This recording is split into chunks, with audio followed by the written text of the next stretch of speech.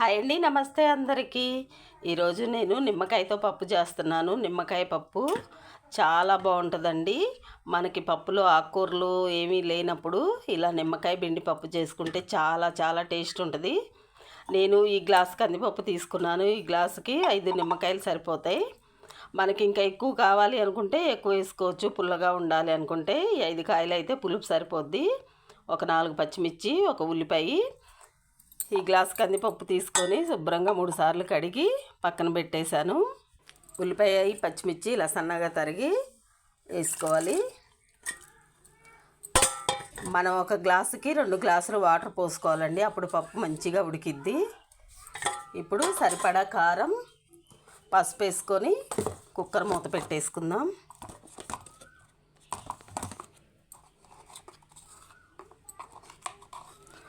ఒక 1/2 స్పూను పసుపు,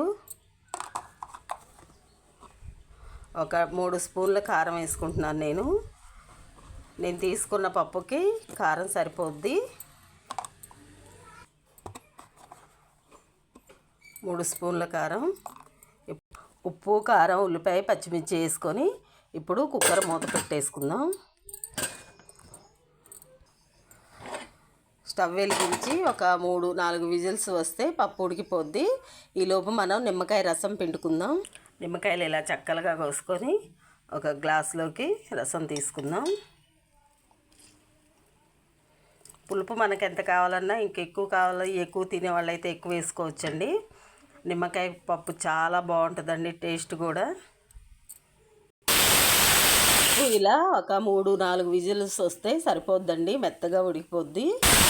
ఇలా 4 విజిల్లు వచ్చిన తర్వాత మనం స్టవ్ బంద్ చేసుకొని అప్పుడే వెంటనే విజిల్ తీయద్దు.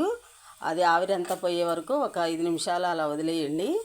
ఇలా ఆవిరి మొత్తం పోయిన తర్వాత కుక్కర్ మూత తీసుకొని పప్పు మంచిగా ఉడికిపోయింది.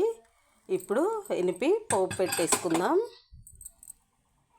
పప్పు ఇలా మెత్తగా ఉడికిపోయిన తర్వాత ఒక 2 స్పూన్ల సాల్ట్ వేసుకుంటున్నాను.